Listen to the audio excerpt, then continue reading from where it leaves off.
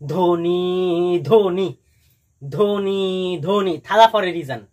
সত্যি আজকের ম্যাচটা দেখে মনটা সন্তুষ্ট হয়েছে যে মহেন্দ্র সিং ধোনি এইভাবেই গত কয়েক বছর আগে ম্যাচ জেতাতো, ঠিক সেইভাবেই কিন্তু আজকের ম্যাচটা জেতালো।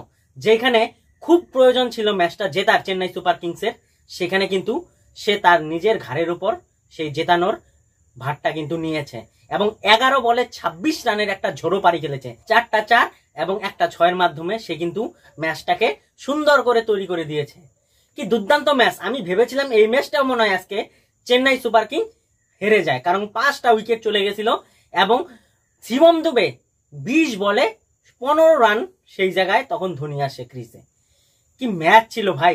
সেই জায়গা থেকে শিবম দুবের কামব্যাক 37 বলে 42 এবং পরবর্তীতে থালা ফর এ রিজন ধোনি, সকলের প্রিয় ধোনি, তারও কামব্যাক। কি বলবো, সে যদি এই যে ক্যামিও পারিটা যদি না খেলতো ধোনি, তাহলে কিন্তু আজকেও চেন্নাই সুপার কিং হেরে যেত। আর এইখানে লখনৌয়ের ক্যাপ্টেন্সির কিন্তু একটু সমস্যা আছে, ভুল আছে, কারণ যে প্লেয়ারটা রবি বিষ্ণই 18 রান দিয়ে 3 ওভারে 2 উইকেট তুলে নিয়েছে, তার ওভার শেষ করা হয় না। কি সমস্যাটা এই জায়গায় ধরো, সে যদি ওভারটা শেষ করাইতো রবি বিষ্ণই, তাহলে হয়তো ম্যাচের ফলাফল অন্যরকম জায়গায় থাকতো।